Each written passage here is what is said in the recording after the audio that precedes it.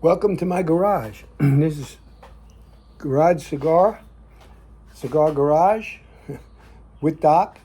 And I'm back with the story that I promised to tell last time I was smoking with you guys. Today I'm finishing up here in the last third, as you can see, of a Brick House Fumas. Their new Connecticut Raptor. This is their new bundle cigar. Very good cigar. Great burn to it. It was good flavors, and I had opened one of these and realized there's a lot of long filler in it. It is a Cuban sandwich, but there's not a lot. It's a lot of long filler, and that's why I had an ash about that long on this thing, and I even almost couldn't get it off. I mean, it was excellent. One of the best ashes I had in a while, and it's a very inexpensive cigar. But for an everyday smoke, J.C. Newman, the same people that do Quorum, Brick House. This is it. And this is the latest, the Connecticut Raptor. And I'm not advocating smoking anyone. Smoking can be hazardous to your health. In moderation, I would say a cigar can be very enjoyable, but remember, it's not foolproof.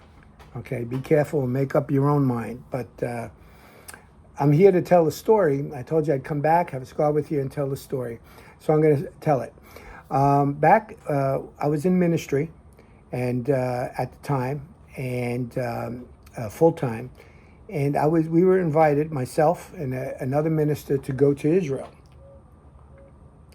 by the church in Israel, the believing church in Israel, the Jewish believers in Israel, not the Catholic Church or Protestant Church or anything like that. It was by the Jewish believers in Israel, and we accepted.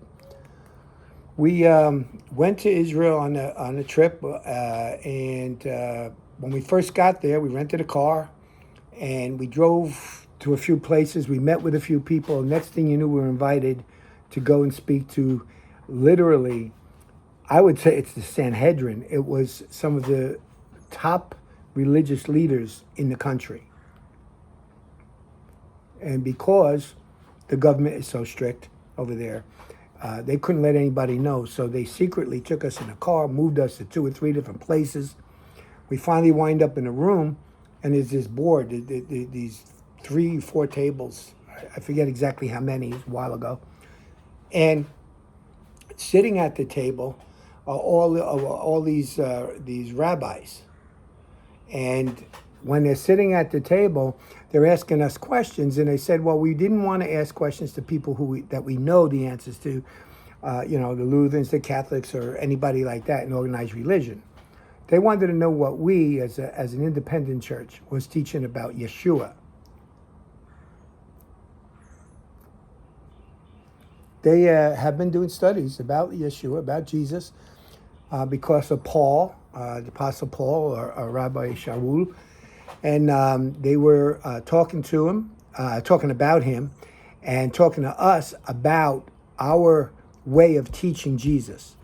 When they realized that we told them that we teach Jesus, that he was brought up according to the law, that he would have wore the outfits of a Jew, that he prayed as a Jew, that he wasn't Jeffrey Hunter and Gentile like you see in the movies, but that he was Jewish all the way through and through. In fact, he was, and they called him rabbi, and they followed him. And we went into the background, how we taught it, and we taught it messianically. We teach it through the scriptures. We believe in every word that proceeds out of the mouth of God. We believe in the Old and New Testament. And because of that, they wanted to meet with us. They were doing studies, and believe it or not, there is a lot of Orthodox and conservative Jewish leaders that secretly believe Jesus was the Messiah. They just don't feel like they have to let it out or make such a difference because of it. They do that personally and privately. And that's why they had us there. Well, one of the really cool things that happened that night was, after speaking with them, which was amazing to begin with, we met a young Jewish man that had been in prison. Now, he was like a modern-day zealot, something like that, but he got arrested. He got locked up for something religiously, or for religion. And he said that he was in his cell one night, and somebody opened the door to the cell, walked in, shut the door to the cell, woke him up. He didn't realize it was his rabbi. And he was dressed in old clothing. The rabbi was there, and he started talking to him. He said when he felt him, when he heard him talk, he said his heart, his body, he never felt that way in his entire life. Well, long story short, he looked down and he said, "Rabbi, what is your name, and why are you here in the middle of the night?" And he showed his hands, and he said that there he was, the holes, the nail holes. And he realized that it was Jesus. And Jesus said he was calling him to be a minister in his name. And he literally, right before his eyes, disappeared. He just disappeared. And he never had a feeling like that. And he explained the feeling. It was incredible to him. It was a miraculous thing.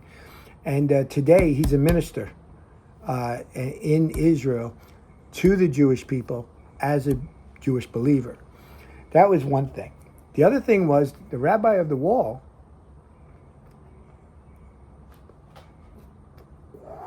Shabbat was coming near. I forget what night it was, but he invited us to come down to the wall to ask for him when we got there. We went down to the wall, and if you look at the Wailing Wall, all the way down to the base, you'll see an opening. Well, in that opening is a long hall that still has the wall, but you can't see it's underneath. And there were a lot of Jewish people, a lot of Jewish men praying and doing their thing as we were walking through. And he says, "Come on with me." And we went through, and he showed us the excavations under the Temple Mount at the time. Incredible. The way it looked, I mean, it brought tears to my eyes. It was unreal to see that this was an area that was there when Jesus was there, before Jesus even came to, in the Old Testament. The Ark of the Covenant and all was in that area and all of that. And it was amazing. And he actually told us that myself and this other minister were the first in the entire world, Gentiles, first Gentiles in the entire world, to ever see this excavation and to be able to see this. So it was an honor, an absolute honor. So that's just one of the stories that I had from Israel. And I just want to tell you, please hit the button, subscribe for me, give me a thumbs up, will you guys? Because, the YouTube doesn't love cigars. They don't love this kind of thing. So it just really, really helps us keep these stations online. So, and that's not just me. Do that for all of the cigar stations and things like that. Talk about cigars. Another thing is, this is Garage Cigar, but you can go into a store and sit and have a smoke with some of the guys there. Go and ask the owner. If you're new to it, ask the owner what a good cigar is. Sit down, have a cigar with these men. And boy, you meet some friends. It doesn't matter whether you're a doctor, a lawyer, whether you're unemployed or employed. Everybody's the same there, enjoying a cigar, talking. It's really wonderful to support your local cigar store as well. And I just want to say that on their behalf as well. But I just want to say also, God bless you and keep safe.